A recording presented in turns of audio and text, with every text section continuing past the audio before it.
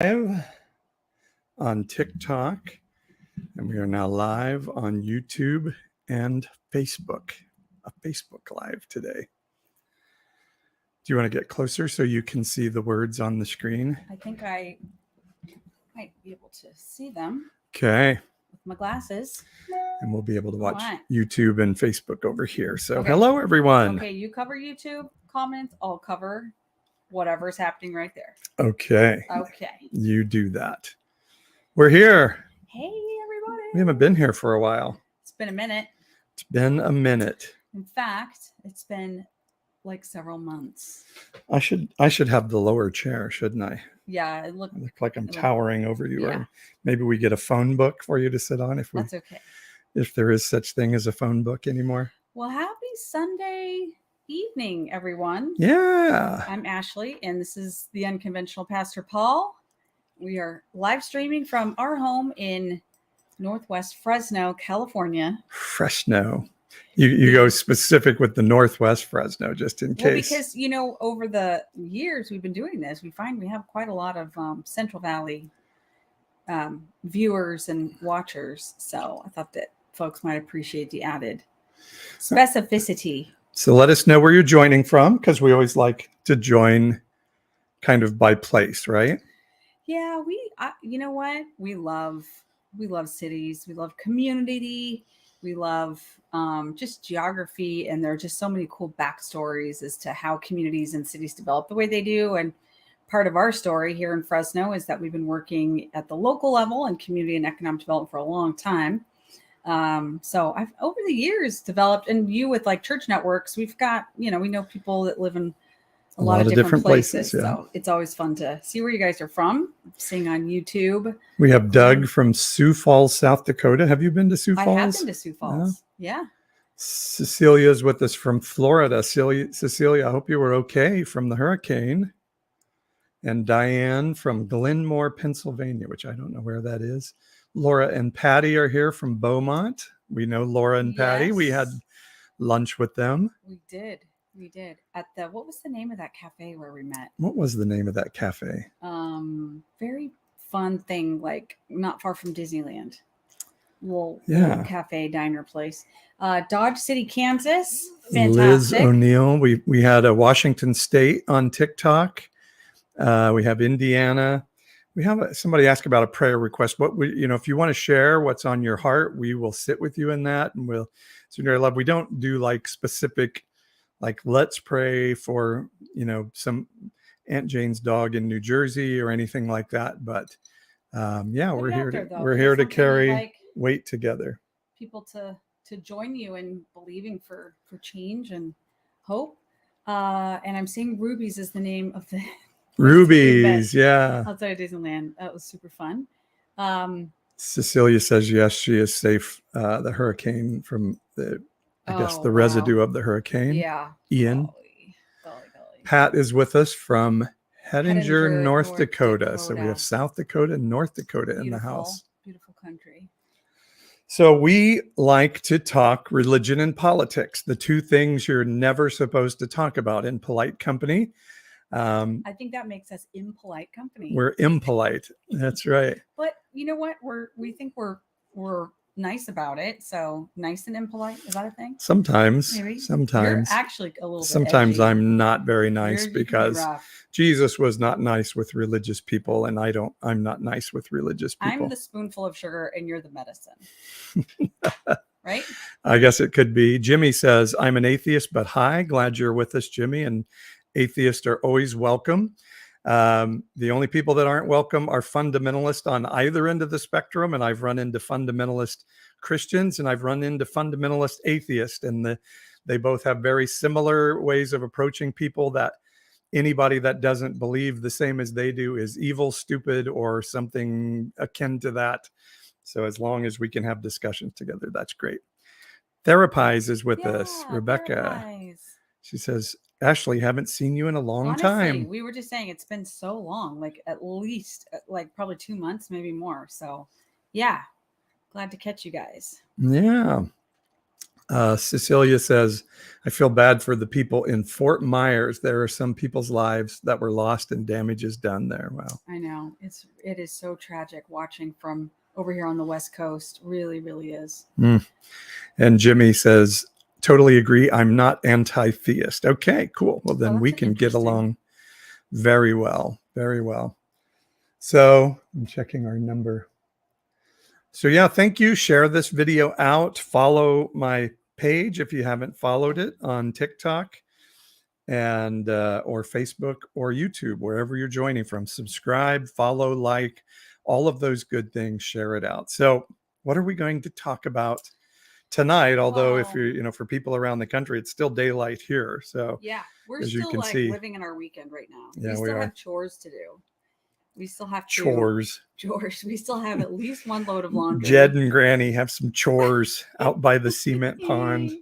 We have to go to the grocery store. Oh, somebody's from Sacramento. Carol Ann from Sacramento. Ooh, that's good to know, because Carol Ann Evangelicalish is planning a trip to Sacramento. Don't tell anybody, because I'm not supposed to tell you in just a minute. Yeah. We want to plan something really fun up in Sacramento. Yeah. Yeah. So we still have to go to the grocery store. But if you are from another time zone, perhaps you are finished with your weekend, you've done your youth sporting events, you've maybe visited family like me, maybe you worked all weekend at your day job. Or you were celebrating Thanksgiving in Canada. Apparently it's Thanksgiving weekend in Canada. That's fantastic. Nice. Huh. Well, I'd love to know the story about that. Yeah, long weekend. Well, that's terrific. Maybe you've gotten your kids' lunches packed for the week and the backpacks lined up out by the front door to go to school tomorrow. Now I'm really Does anybody do that anymore? We used to when our kids were in grade school. Okay. Yeah. I just remember that it was a ritual on actually Saturday nights. Every Saturday night while I was growing up, my mom, first of all, we could have no fun ever when I was a kid, ever, because we were Southern Baptist. So that was against the rules. So we could have no fun. And we for sure were going to church Sunday morning, Sunday night, go early Sunday night for, hold on, I can do it in sign language. Girls in action. I learned that.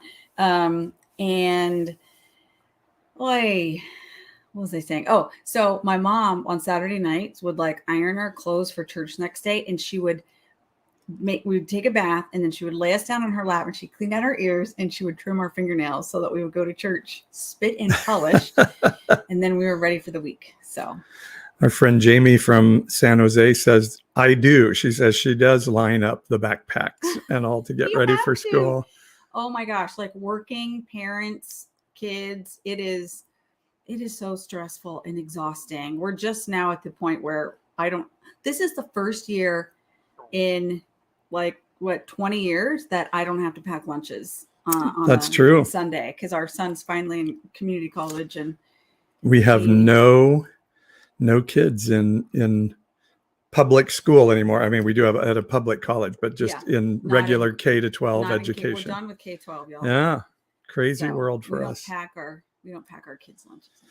Okay, so yes, what Carol Ann was just saying, he wishes he knew a venue. I think we may have found a venue in Sacramento. So here's what we're talking about. I'm on a podcast most Wednesday nights called Evangelicalish with my podcast partners, April and Jeremy.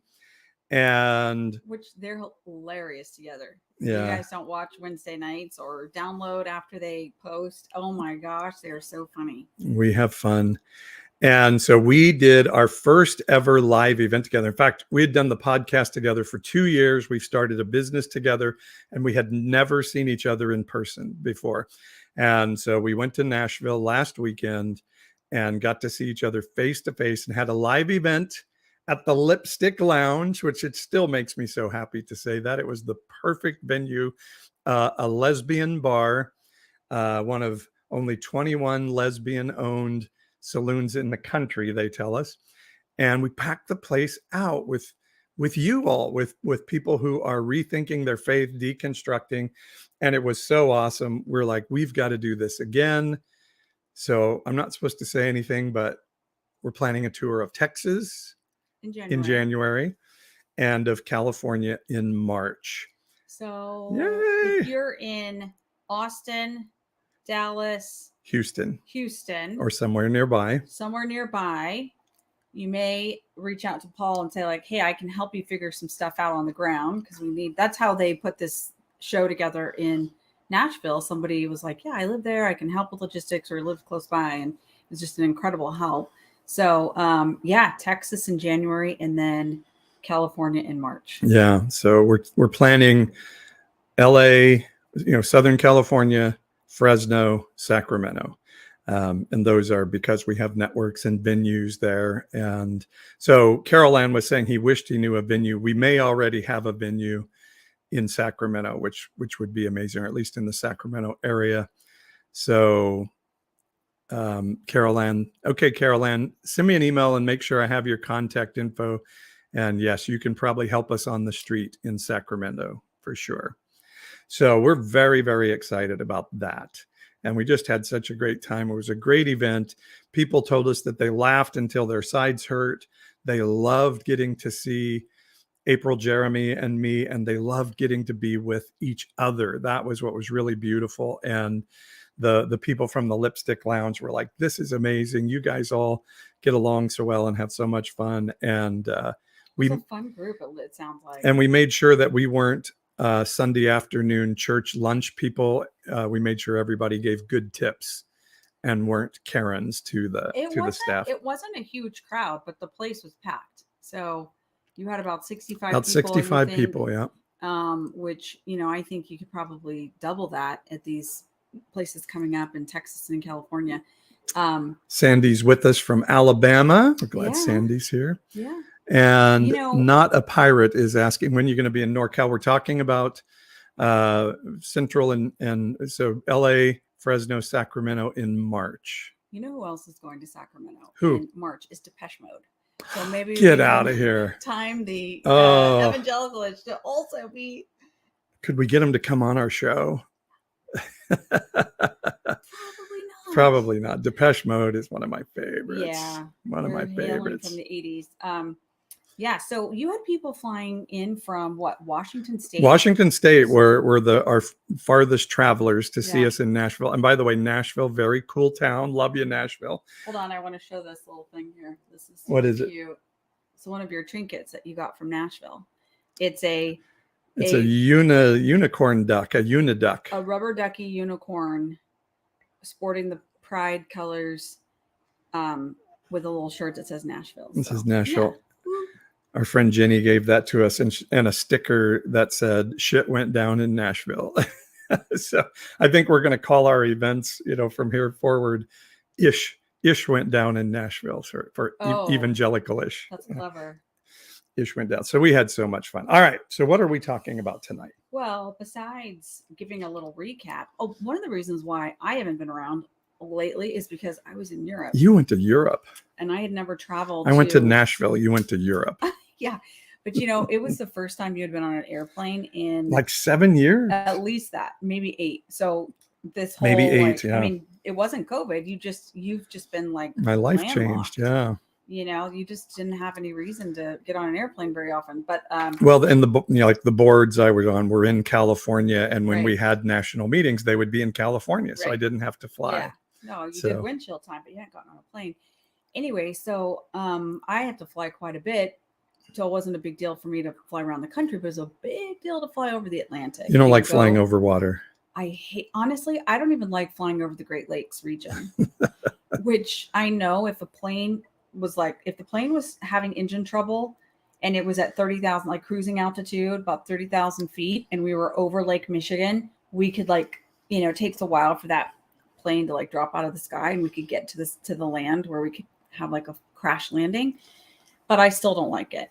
Then imagine flying. It was, I think, we went up to Canada, and the plane went to the very farthest land tip corner of Eastern Canada, and then jumps over the pond, and then you're in land again. But it's still a solid 3.5-4 hours where you're just flying over the water. And you can see it, and you can see it on the little monitor in the chair, the seat in front of you. Yeah. Airplane map in front of you being here's where we are every 5 seconds. I'm like, I don't want to know that I'm over the water every 5 seconds for 4 hours. Anyway, I braved that fear. That is a lifetime fear for me to get myself to Vienna and then to Florence, Italy with our oldest, our daughter. And it was life-changing. You saw lots of penises and it was art.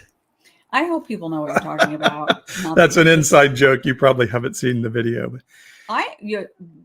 You've got to post that. That is the cutest thing I have ever seen. I crave watching it.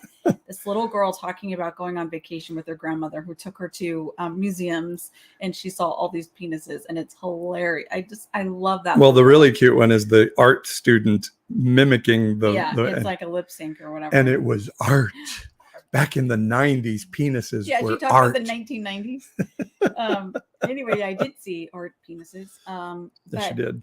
But what was incredible, and the reason why I'm saying all this is Florence is the birthplace of the Renaissance, undisputed. And so just being in this place that was the epicenter of the dawn of this new era that still fuels civilization, Western civilization for sure.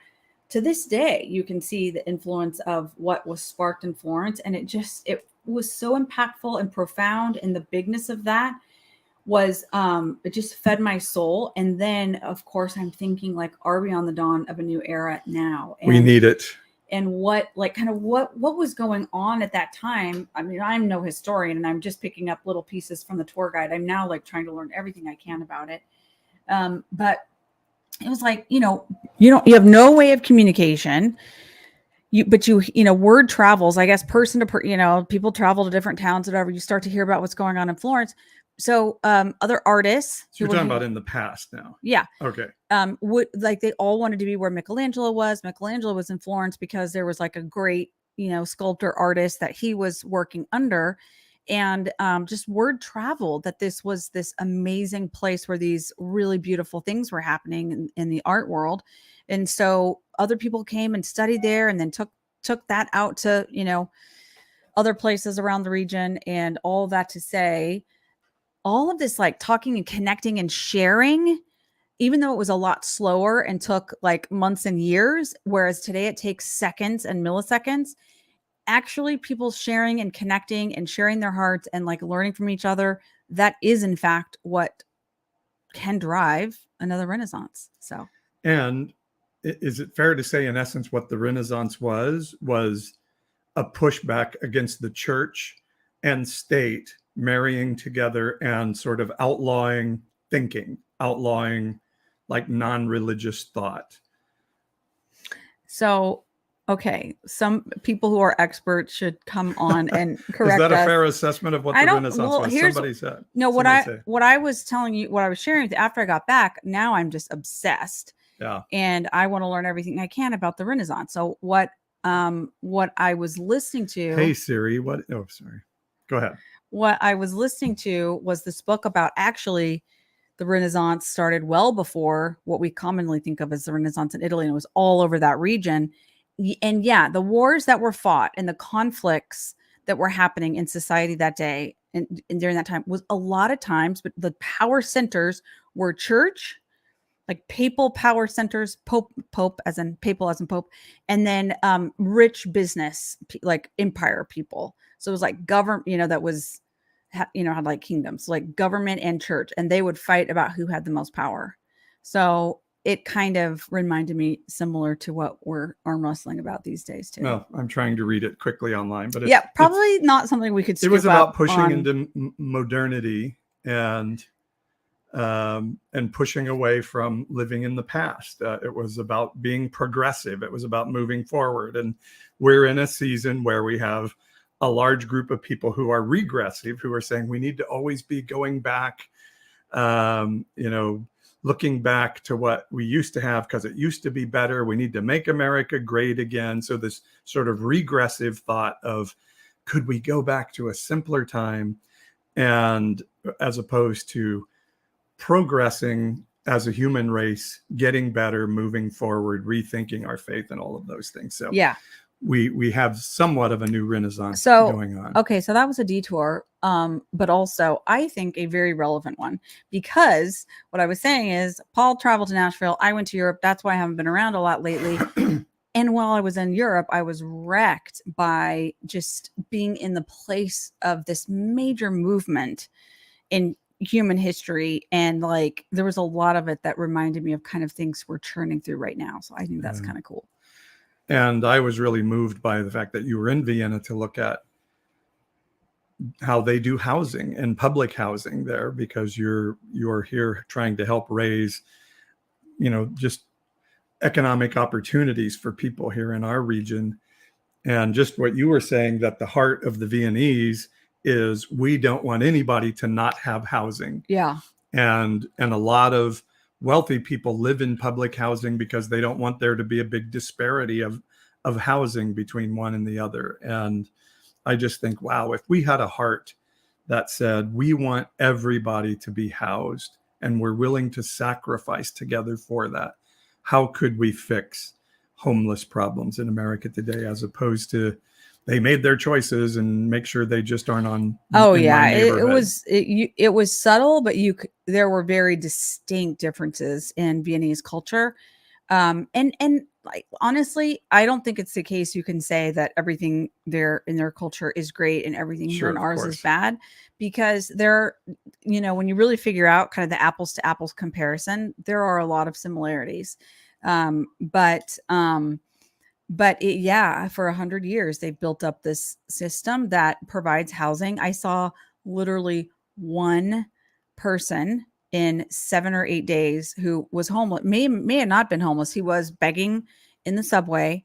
That doesn't necessarily mean he was houseless, but one person in a city of 2.5 million people was there for 8 days and like all over the city. Wow. So it was pretty remarkable. And that's the thing. Like, we can argue over what, like immigration in the United States, we can argue over what solutions are, but I think if we could get back to America being a place where our heart is, we care about human beings and we're willing to sacrifice for our care about human beings, I think solutions start to come. But when it becomes, let's be cruel to try to discourage people from coming, let's be as cruel as we can, and let's entice people into an airplane to fly them to some place with lies, telling them they're going to have housing and jobs and education and things.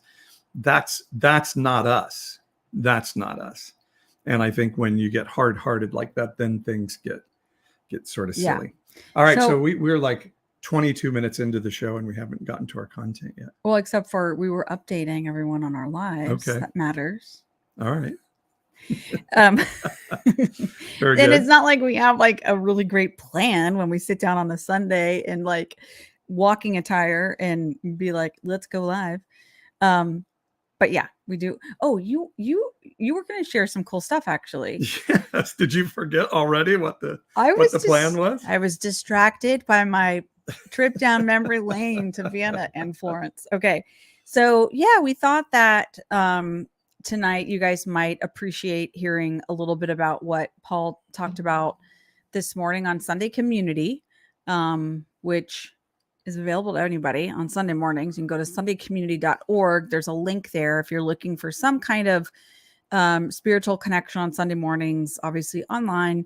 It's a group of people who take communion together and share life. And you had a cool talk this morning.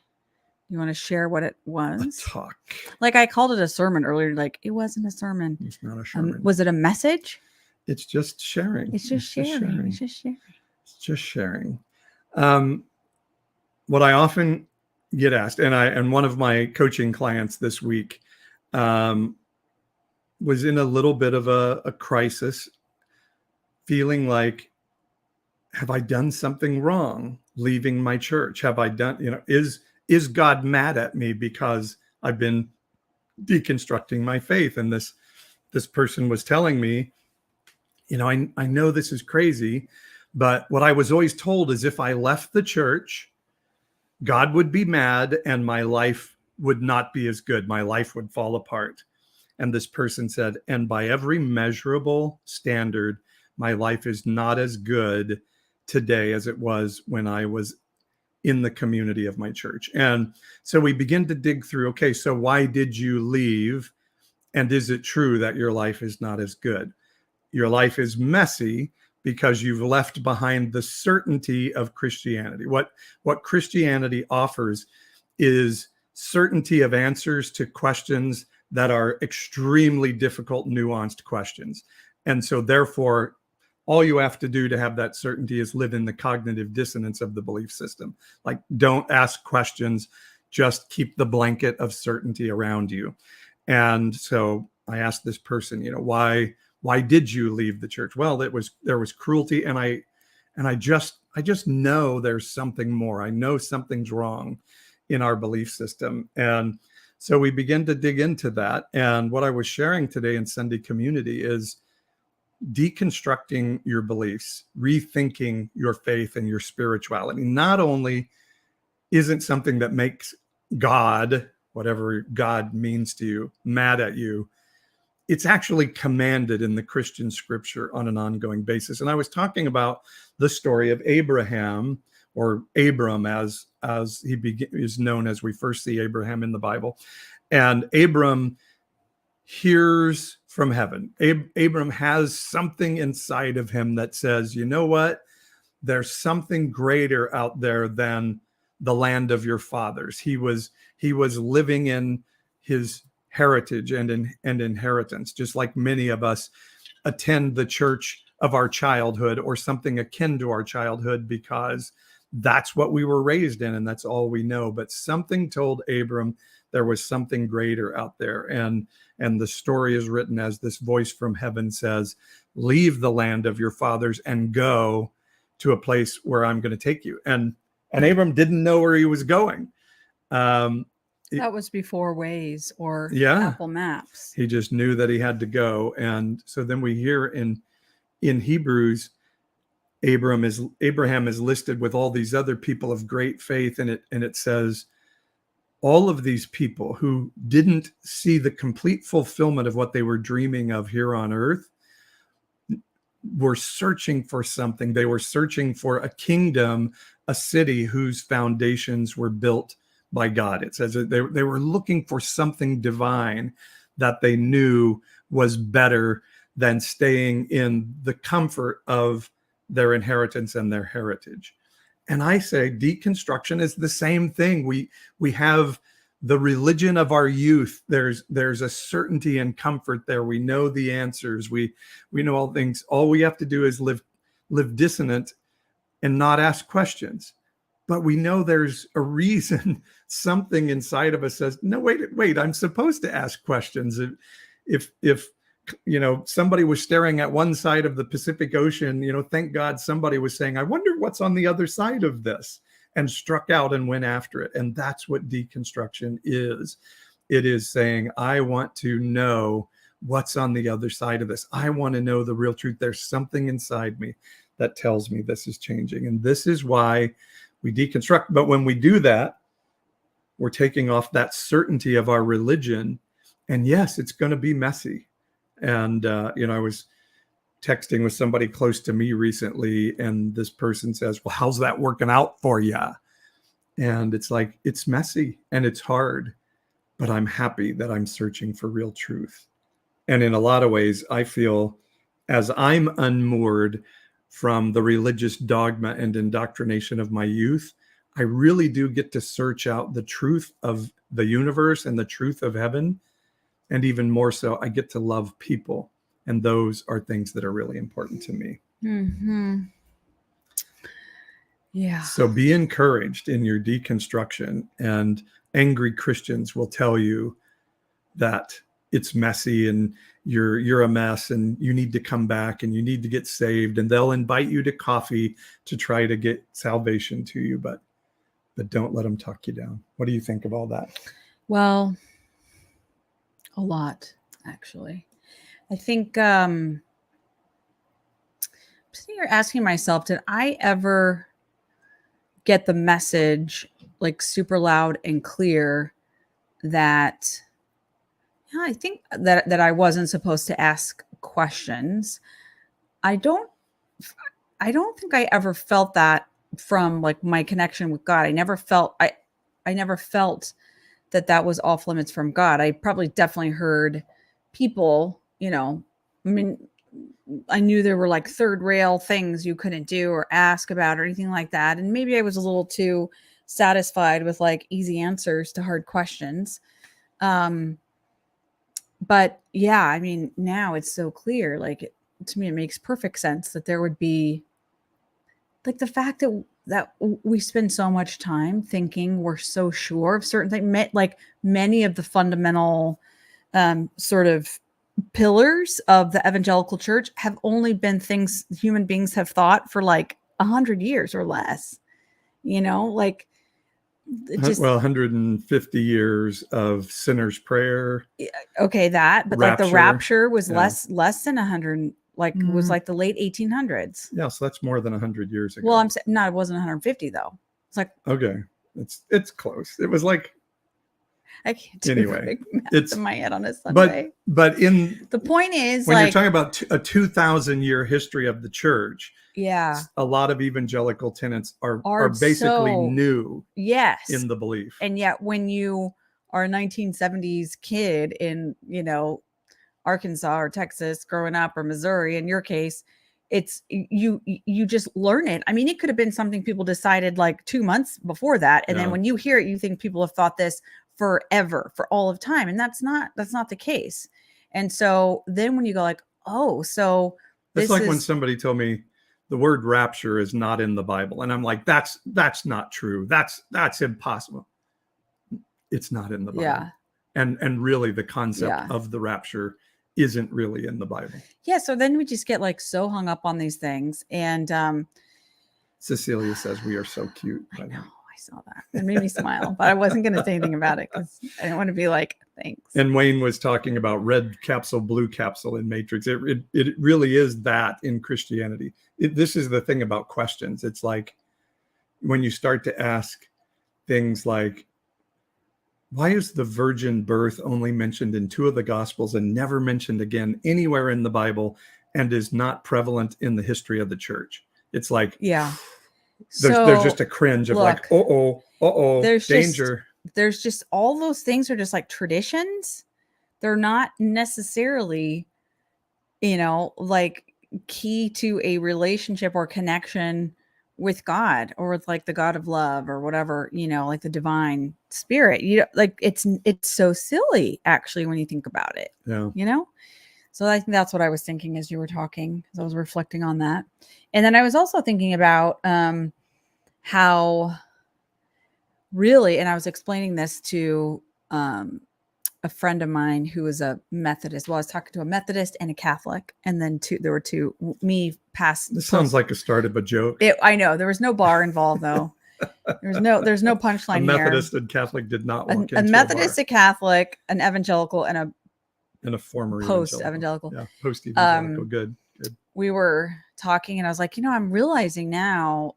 My dad was like, not only were we evangelical, like my dad was in charge of evangelicalism for the large Baptist church where I grew up in. He was the lead pastor for Evangelism Explosion, which was a program that like got, I guess, going maybe in the 60s, but for sure by the 70s and 80s, my dad was leading these huge evangelism schools and like teaching people how to sell is really what it was. Knocking door to door, asking people these 2 questions. And I remember, I see your comment.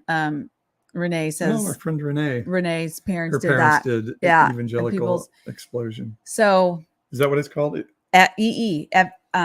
Evangelism Explosion. Evangelism Explosion. And so as this like smallest kid, I can remember my dad walking around with a lapel pin with 2 little question marks on it, so that people would be like, oh, what's that on your shirt? You have 2 questions. Well, I'm so glad you asked. I have 2 questions that will determine your, like I had it down. I would go knocking door to door when I was like 5-6 years old. My dad drove a Malibu, a Chevy Malibu, and it was golden colors. It was the 70s, y'all.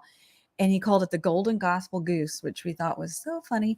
Anyway, so when you are... And you were very young doing this. I was, like I said, 5 or 6 years old. Oh, my goodness. So when you are... Renee says right here, do you know if you were to die tonight, would you go to heaven? Question 1. Question 2, if you were standing in front of the gates of heaven and God asked you, why should I let you in? What would your answer be? question 2. Oh. And if you want to know the right answers to these questions, want to cheat on the test, it is yes, and because Jesus is my Lord and Savior. Those are the answers to the test. And that's how you get into heaven. That's what I thought. But you have to know the answer to question number 2 to have the right answer to question number 1. That's right. Right. So the reality is, evangelical parlance, when you're raised in that culture, you have an agenda at all times with any other human being you ever are like around. You are it is ingrained in you that it is your job. You are not worth anything. Your only value in God's eyes is whether or not you are getting people saved, all about souls all the time. So you have an agenda.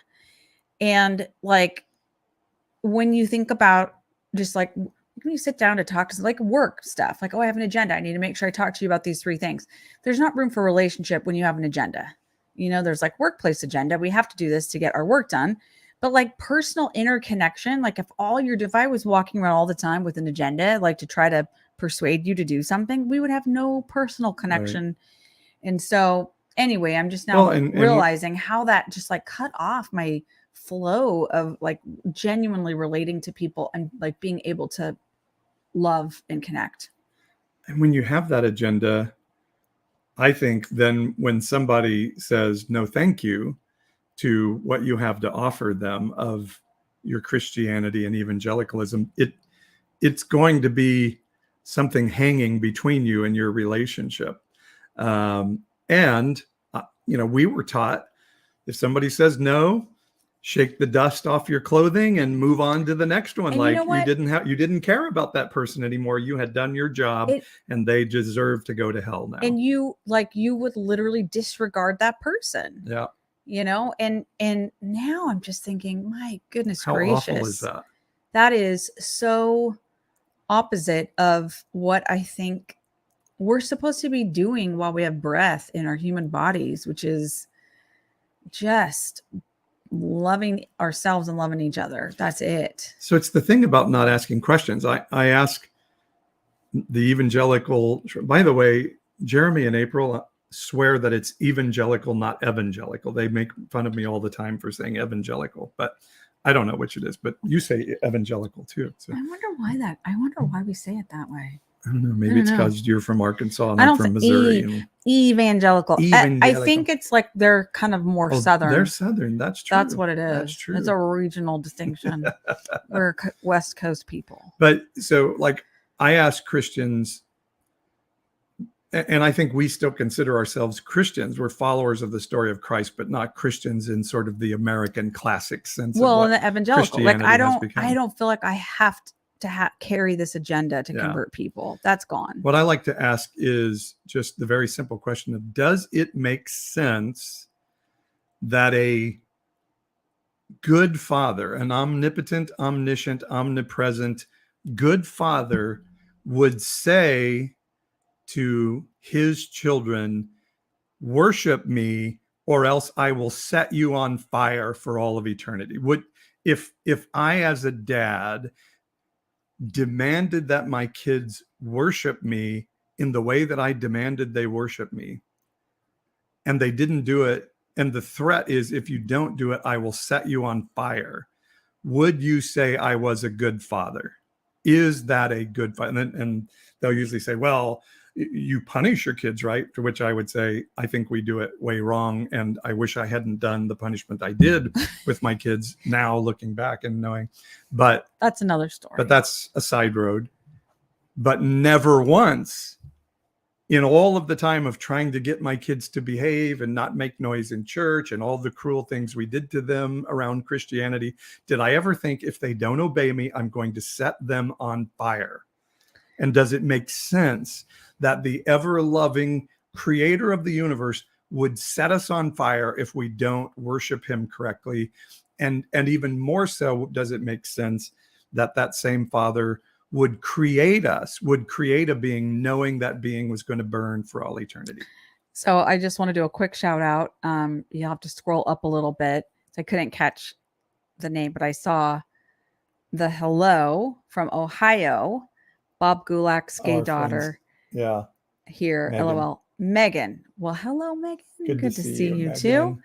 And then Therapies is asking about how do you respond to people who accuse you of picking and choosing from scripture. I actually love that's like a softball for you. That's like a meatball coming in fat, and you've got this big old wooden bat, and you just smack it out of the park. Because go ahead, go for that. What do you think my answer is? Because I feel like you actually read scripture in its entirety, and I think it's the evangelical church that picks and chooses and like does little like Bible bullet, sentence fragments like go and sin no more, go and sin no more, God says go and sin no more. You have to call people's sin out. Jesus said go and sin no more, like stuff like that. My pat answer to that question is everybody cherry picks the Bible. Everybody does. You have to, because the Bible disagrees with itself. The Bible is not one book. It is 66 different books written by many different writers. I heard a great TikTok the other day saying our Bible are Greek writings of a man who spoke Aramaic in quoting Hebrew scripture that has now been translated to English. This is our Bible. And so we don't actually know. The Bible's not clear on a lot of things. And so, but everybody has to cherry pick the Bible, because the Bible says you are saved by grace alone.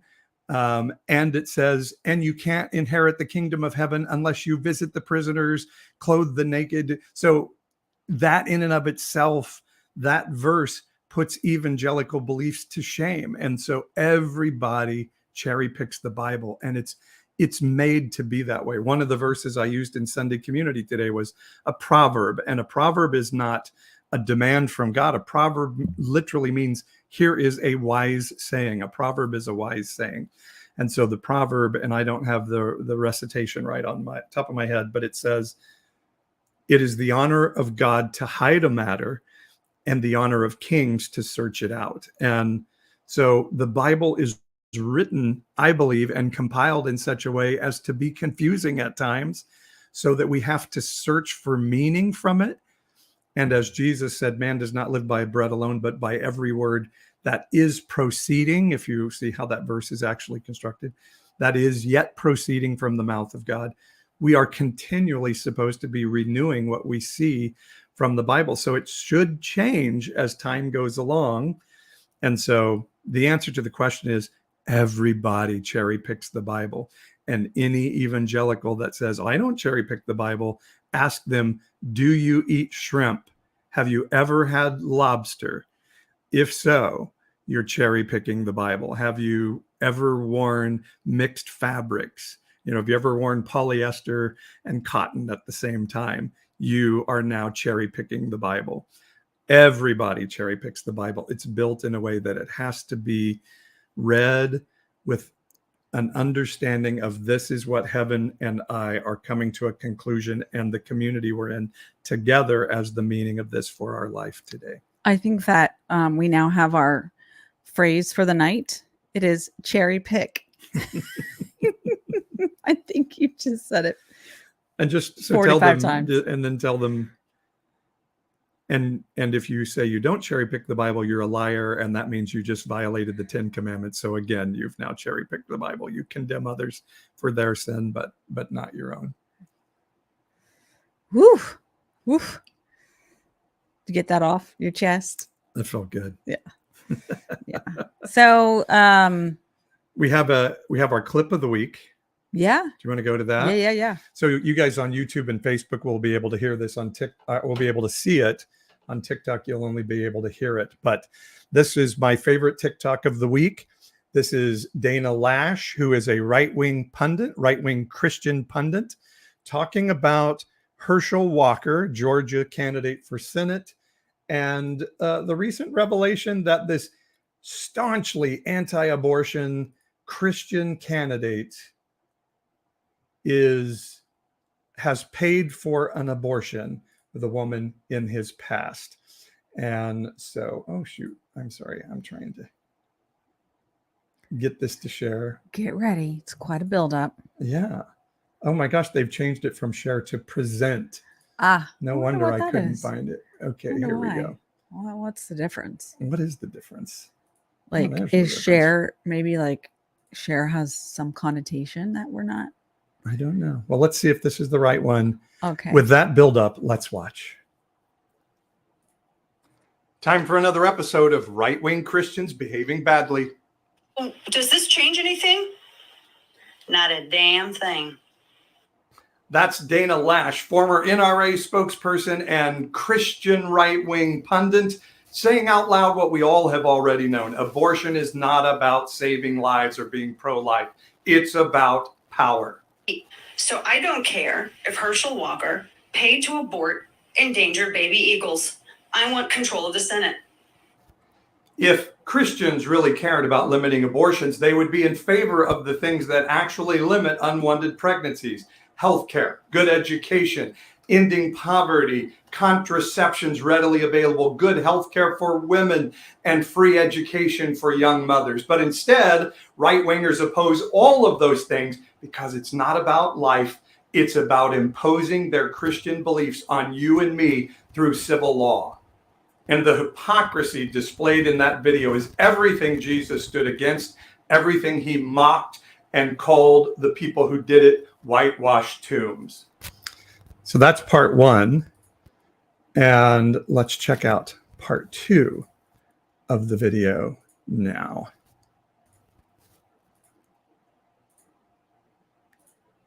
This week's Right-Wing Christians Behaving Badly, part two with Dana Lash. You're telling me Walker used his money to reportedly pay some skank for an abortion, and Warnock wants to use all of our monies to pay a whole bunch of skanks for abortions. It doesn't change anything for me. Did you see what happened there? Dana Lash holds Herschel Walker with no accountability despite a very credible report that he paid for a woman's abortion, while running for office saying he wants to ban abortion for everyone in all cases, even rape and incest, and claims to be a family man despite having fathered 4 children from 4 different mothers and not being at home for them as the children were growing up. And as is always the case in Lash's religious politics, it's misogynistic, holding Walker to no accountability while calling the woman a skank. Then Lash commits the sin of telling a lie that Walker's opponent, Raphael Warnock, wants to use tax dollars to pay for abortions. You see, Christians, I know a lot of you are sincere in your belief that voting for Republicans is saving babies' lives, but that's what it's not about. Listen to Lash tell the truth of what the abortion battle is all about. How many times have I said 4 very important words? These 4 words: winning is a virtue. Remember all the times Jesus said, "Thou shalt inherit the kingdom of heaven if you win political power in the kingdoms of human beings"? Yeah, me neither. Christians, I know some of you are sincere in your belief you're saving babies, but listen to what she's saying here. You've been sincerely deceived. Woo. There you go. Well, those of you who are on TikTok right now, you can go find that video on Paul's page. Yep. And folks joining from Facebook and YouTube, you saw it with your own eyes. Yeah. Again, I know there are Christians who are sincere in their belief that they're saving babies by voting terrible people into office. But like Saul of Tarsus, who was the best Bible student of the best Bible teacher in the best Bible school in the center of all Bible study, he was sincere in his beliefs and he was sincerely wrong in them from bad teaching. You're sincere, Christians. I get it, but you're sincerely wrong. You've been sincerely deceived. You're being used, and the story of Jesus is being bastardized for power. And Dana Lash is just the most recent one to say the quiet part out loud. It's not about saving babies. It is about political power to impose some version of Christianity on our country. So that was your favorite post of the week. Yep. And you're getting a lot of feedback on that, I presume. Quite a bit. TikTok doesn't let any of my I was videos gonna get out on say, the like, FYP anymore. So yeah. you may have to go to my page to see it. Yeah. On your website, you're saying? On my TikTok page. Oh, your TikTok page. Yeah. Yeah. Yeah. Yeah, that's just rough. By the way, Dallas says Dana Lash is Sandra Bullock from The Upside Down. She does look like Sandra Bullock, doesn't yeah. She did a little bit. That's Yeah. for sure. Okay, so we probably have a few more minutes here before we wind down and finish up our Sunday chores. Don't mock me for saying chores. she? Chores. But anyway, you've got some cool stuff coming up that you wanted to mention. Next Sunday night, we have our next Unconventional Conversations get together. You can watch it on the feed on YouTube, or you can join in the Zoom room. You can go to my website to find out more information at pastor-paul.com. So what we do is I have a Deconstruction You mentorship course that I offer that people can buy into. And once a month, we take some of the topics from Decon U and we have free discussion groups. So next Sunday night at 5 o'clock Pacific, you can join us. And we're talking about rethinking the divine. Who are the Trinity and who am I? And so we're in our last one, we looked at, am I a Christian? And now this month, our Unconventional Conversation will be around the divine. Who is God? Who are they? And who am I in regards to that God? So that's what we're going to talk about next Sunday night. And you can get info from the website, pastor-paul.com. Pastor-paul.com. And that is at what time again? 5 o'clock Pacific. 5 o'clock Pacific. Just a hint, God is not a guy sitting on a throne somewhere with 2 eyes, 2 ears, and a nose. I have to just say, I think about that all the time because I hear those words like literally nonstop coming. They're in my head all the time. God's not a man with 2 eyes, ears, and a nose. And where have you heard it before? I know. Well, right. So, because by the way, when Paul is like broadcasting from our little front office here, you can hear it everywhere in the entire house because he's got this big booming voice that carries. Wow. It's why he's called to do what he does. He's got these great pipes. But anyway, that in and of itself is such a hard thing to get my head around. And I find like when I'm having like quiet time, meditation, prayer, like kind of going inside and having my ground spiritual connection time, I always think of like God on a throne, like a man on a throne. And then I go, oh, wait, that's not who God is. And then I get stuck on, well, what should I visualize? And so maybe you guys can talk about that next Sunday night. So if you have a huge God, that is this huge spirit that's surrounding the universe, that God can present in a being form. But the problem is when we get stuck seeing God as the evangelical definition of God. And like assigning these human characteristics and limiting our view of like, there's just so much, there's no way we could possibly even understand, God becomes this very judgmental, thin-skinned, easily offendable being, and it just changes how we exist in the world. So so that's going to be fun next Sunday evening. And if you're listening or watching or whatever, consider becoming a supporter of what Paul is doing each and every day. He walked away from the evangelical church because there was no longer room for this kind of conversation and dissonance, like evaluating where the dissonance was and like really opening ourselves up to just throwing off the old and pursuing new things. And so anyway, the way we make sure we have lights on in this house and take care of our grocery bill that we're about to go out and buy at Save Mart, feed the hungry mouths in our house. All of you guys, you support, we've got $5.99 a month, $5.99 a month, different levels that you can support. You can find out more at pastor-paul.com. Consider signing up. I have so many of these little subscriptions. I don't even know what they are on my phone. I'm probably spending $100 a month on little things like Wikipedia and So if it's a priority for you that that these Ooh, conversations yeah, drop that would subscription for Wikipedia and subscribe honestly. to pastor-paul.com. Well, I mean, I'm kind of contributing to pastor-paul.com. Here's why I stay on at Wikipedia, though. I do use it a lot, and I feel like, and this is to you all who are watching. If you're getting value from connecting with Paul, seeing all his the free free content, we all do, that kind yeah. of stuff, like I use Wikipedia at least once a week. I'm going to spend $2.99 a month, to support. So same thing applies here. If this is a source of inspiration, information, and connection for you, then consider subscribing at pastor-paul.com. Every little bit really does go a long way. And we're probably about 200 or 300 folks away from really being able to make up for lost income that we've had since Paul has been choosing to do this full time.